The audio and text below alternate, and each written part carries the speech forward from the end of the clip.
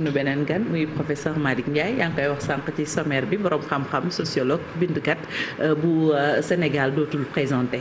waaw jërëjëf Fatou ni nga waxee noonu la kon kenn du ko présenté moom universitaire bu mag la moom professeur Malick Ndiaye mi nga xamante ni kon département bu sociologie jàngale na fa nekk fa moom ba léegi moom ci université ndax ñu invité ko nag mooy.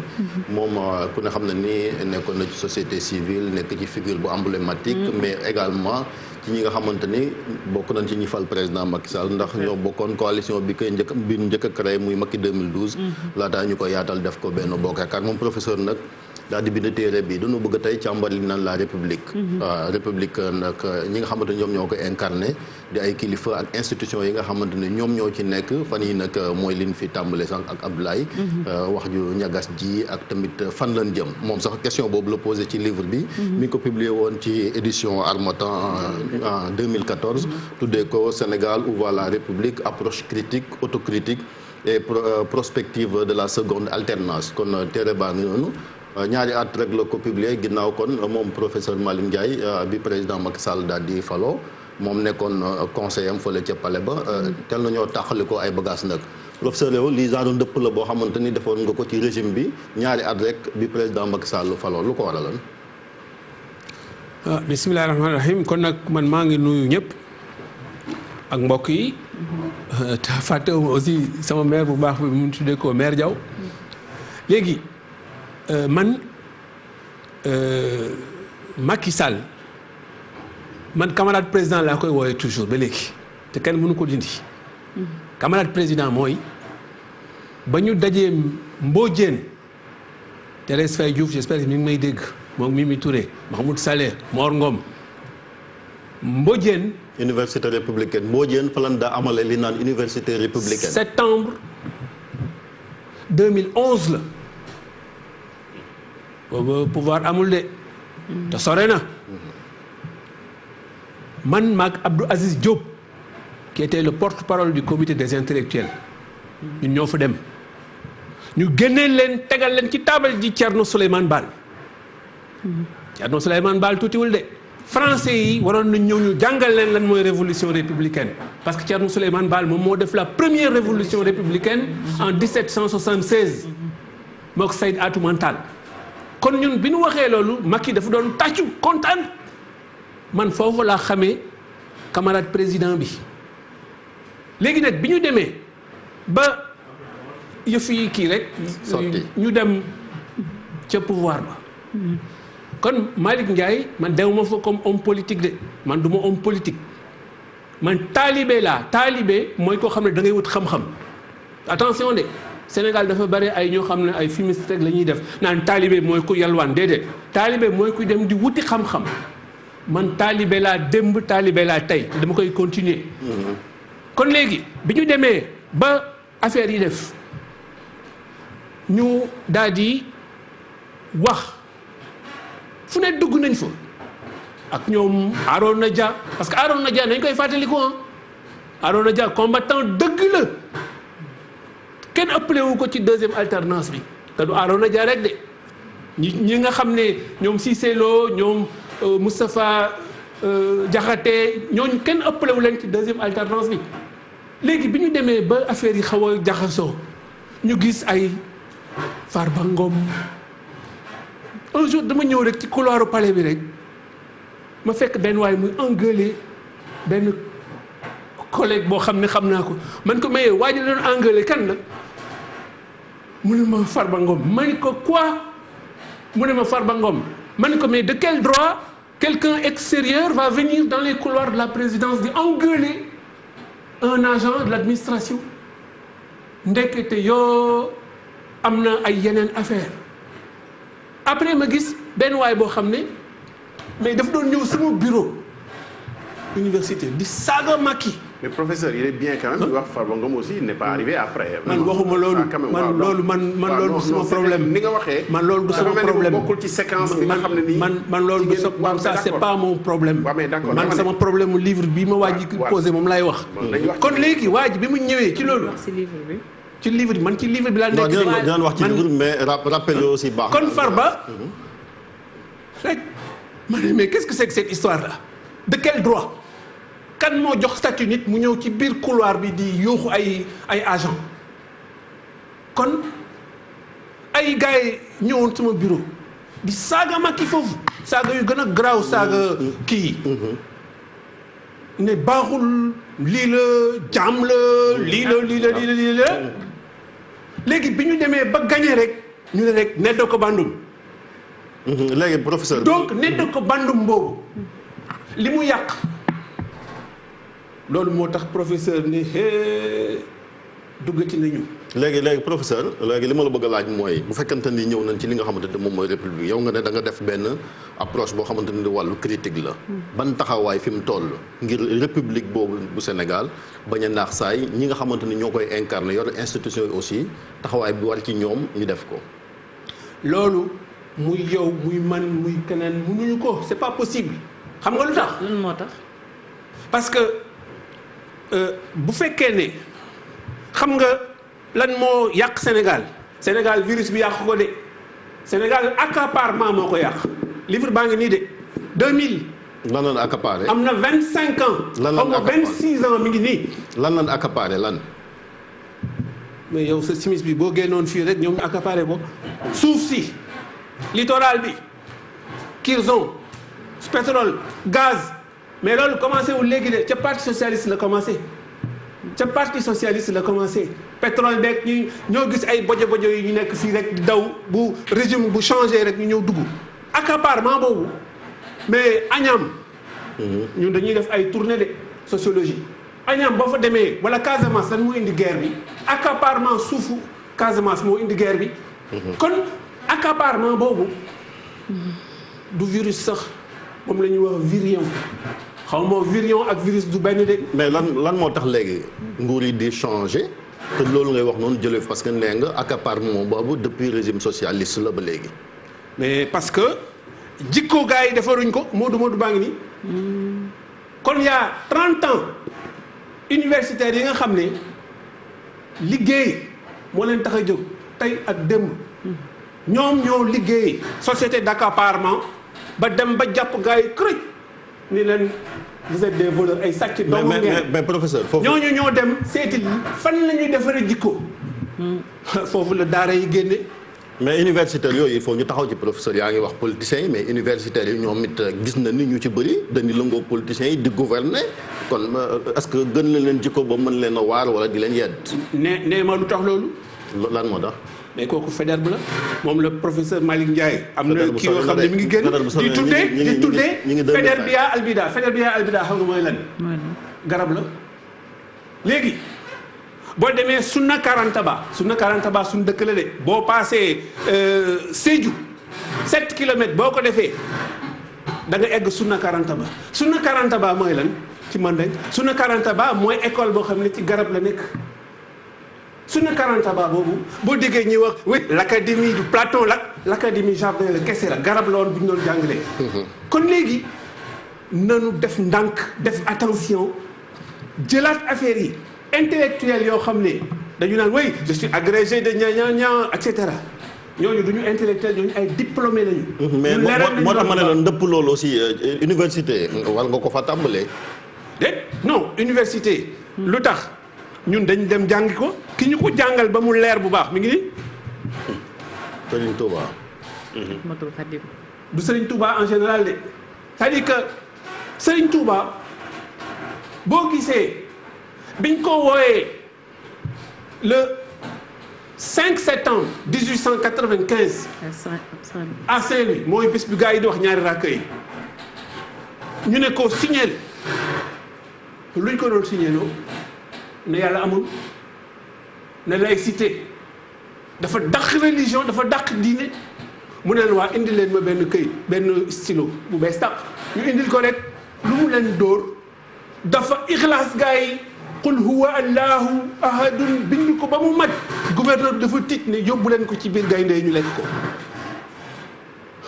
le reste xam nañ ko dañu dem rek gaynde yi ñoom tëdd jébbalu kon problème bi ñu am fii mooy universitaires yi nga xam ne lu ñu wax tey comme ni sëñ Abdoulaye di wax seen waxu démb ak seen jëfu tey àndul nañu leen muñal rek ñu analyser bu baax bu ñu analyser bu baax solution bi fan la. gis nga statut fédéral bi nekk Ndar.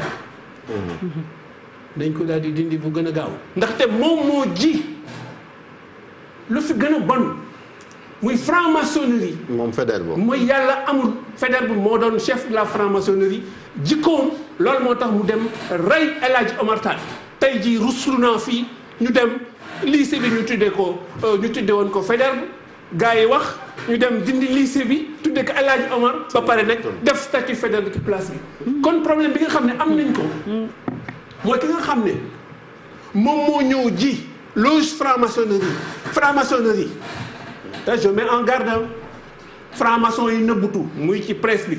parce que xam nañ leen de. ñu nëbbutu ci presse bi am na ci ñu bare. ci presse bi ay franc-maçon la ñu. am na ci ñu bare ci politiciens yi ñëw fii di wax di xuloo ñoo bokk même loge bu ngoonee dañ fay jël. kon. vision bi Sénégal am. kon problème professeur man question bi laa lay posé rek où va la République. ñu fi wax nii lépp problème yi fi wax léegi fan la li ñu sëñ Touba jàngal mën nañ ko wax waaye xam nga xajul fii.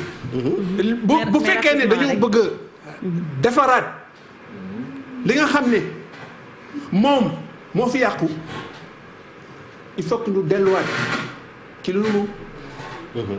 bu ñu delluwaatee ci lu nu moom. bu danañ gis ne sëñ Abdou Aziz wax nañu ko nee na boo xamatul foo jëm. toppaatal say tànk mais boo toppaatee say tànk loolu lu mu tekki mooy na nga dem nga gis lu wóor nga laajte wa yasalul ulamaa wa yaqtadiya bil muttabiina li sunnati muhammadin sallallahu alayhi wa sallam da ngay laajte mais du musulman yi rek ngay laaj de attention de. mais dellu boobu mooy éducation. moo tax ma bëgg a ñëw ci. mooy éducation may ma du musulman yi rek ngay laaj de. évangile bi foog nga laaj ko de boo demee da nga gis ne nit ki boo bëggee jub évangile bi sunu patrimoine la bokk de ndaxte Sénégal boo ko bëggee yàq nga toj ko daa ngi def lu bon. est-ce que loolu professeur moo tax mu bëgg laa laaj wax nga ko sànq jikko yi wax ne dafa war a dellu fan jóge woon loolu lépp ngir mu am wala ñoo tabax benn système éducatif bu dëgër boo xamante ni gune yi dañ leen ci mën a mool su ko defee su nekkee mag ñu dénk leen am réew duñ accaparer comme ni nga waxee yenn yi nga xamante ni jikko yu bon ay franc-maçonnerie et cetera bañ fee am comme ni nga waxee. c'est-à-dire que bala ngay toppatoo loolu. ndax yow sociologue nga jàngalekat nga. bala ngay toppatoo loolu il faut que nga dem gëstu ji waxtaanaat jëli xam-xam yépp ñu boole ko ñépp toog ñu xam ne Sénégal. ay assise moom bul ko fi wax parce que yàgg na fee am ñu ba pare daal di koy nëbbu. assise ñëpp toog da nga ne ñëpp toog ma ne mbaa du assise yi fi am. waxuma loolu de. assise yi nga xam ne ñi nekk ci franc-maçonnerie bi. muy opposition muy pouvoir muy journaliste. ñoom ñoo ñëw di nëbbutu rek. di waja rek di bojo loolu du assise de. gis nga fii première constituante bi fi am.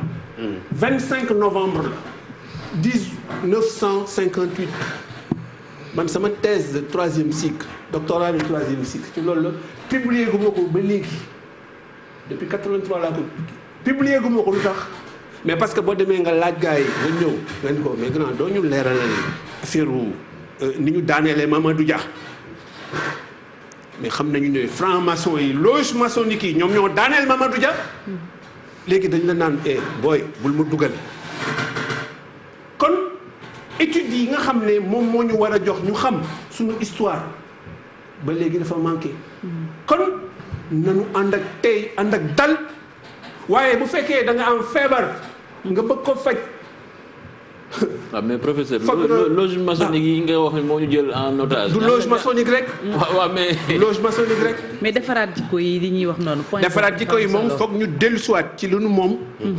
foog ñu faju te faju bi mu ngi nii mooy matlabul shifaay min kulli daa matlabul shifaay min kulli daa kii bu ñu jëloon au lieu ñuy nekk fii di distribuer ay ceeb ak ay kii ak ay masque ak ay kenn xamul bu ñu jëloon 2 millions 3 millions de matlabul shifaay ñu jox ko nit ñi mais Macky camarade président dugalal matlabul shifaay ci ceeb bi ñuy joxe monsieur Mansour Faye kon man li ma bëgg mooy ñu def ndànk créer conditions yi pour ñu dégloonte xam nga espace bi moom dañuy junj rek c'est-à-dire peu de mots la. pour beaucoup de monde mënuñu approfondir dara dañ koy junj rek. kon man dama considérer ne moom camarade président Macky moom bonul de man ni ma ko gisee surtout bés bi mu yoree lal bi obélisque. mer gàddu bi. xaw ma mer gàddu la tudd xaw ma. nga xam ne kii am na lu mu décidé bés bi mu démissionné Fatick nga xam ne kii am na lu mu ñeme bés bi ko gars yi humilié au palais mu génn continuer mais léegi lan moo ko gàllankoor lan moo ko tëkkatal yooyu question yooyu moom la ouvert la République doon seet léegi nag bu ñu demee ba affaire bi gën a garaaw nañu jéem a delloo si xel Sëñ Touba moom moo gën a leeral foofu parce que moom méthodiste la philosophe la nee na mooy vers 850 Masalikul Jinaan li gën a garaaw ci nit mooy la peur des critiques maanaam nga ragal ku la wax dëgg ak l'amour des éloges professeur moom loolu la jàng kon man boobu demee ba nga ne ma oui professeur yaa ngi toog sa siège am nga oto am nga essence am nga xaw ma lan salaire na pourquoi doo noppi. mais professeur mais jot nga nguuru quand même bu doon ñaari at tamit rek Ablaye. déedéet nguuru amu fa de dañ doon liggéey. mais daa nga mos dara Macky daf doon liggéey et je considère que jusqu'à nouvel ordre Macky dafay liggéey mais dafa am ay gàllankoor yoo xam ni ñoo ko caw daaneel ko di ko dugal ci loo xam ne wóor na ma ne du orientation kon dama bëgg ñu leer bu baax de donc le camarade président bés mu décidé de faire son autocritique parce que Jean-Yves def na autocritique am bés mu décidé def autocritique am réew mi dana meññ dem am na solo man loolu mooy ouvert la République kon ouvert la République ma terminer foofu c'est pas contre Macky au contraire lettre bi nga xam ne moom la Macky Sall yónnee intellectuels yi artistes yi ñi kii mi ngi ci man maa ko publier lettre boobu moom moo ne nañu ñeme am jom vraiment lettre boobu mën na nekk monument Macky bu boole woon lettre boobu boole ko ak Matlabul Chifaay lettre boobu ñu diffusé ko Sénégal ma ne la dès demain matin dëkk bi danañu xam ne on peut s'en sortir maintenant suñu jafe-jafe yi ñu xam nu ñuy suturaalante nu ñuy baalalante et cetera. c'est important def naa daf ñuy delloo rek ci lenn rapidement. ci li ñu njëkk a wax sànq muy yoon. gis nga yëpp sophistication bi am ci loge maçonnique yooyu réalité la. mais xëy na sophistication la pour ki nga xamante ni démb dañoo jël suufam jox ko borom bayre moom explication bi boo koy wax ay loge maçonnique la ak ay day compliqué pour moom.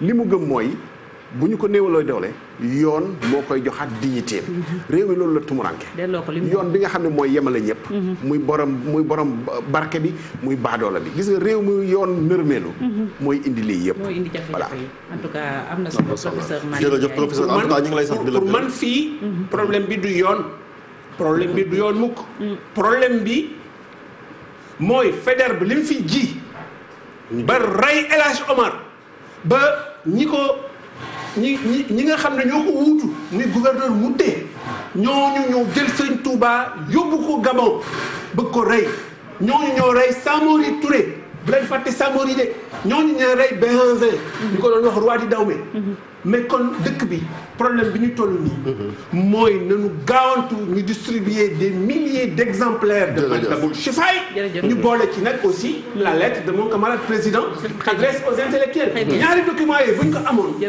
billahi Sénégal dana am jàmm waaye bu kenn saaga bu kenn daw bu kenn mere sa morom. très bien professeur Malick Ndiaye Chérif li nga doon wax yaakaar naa ne juumuloo ndaxte ku ko déglu xam ne borom xam-xam dëgg moom mooy wax mu nekk nag jàngalekat bu mag universitaire.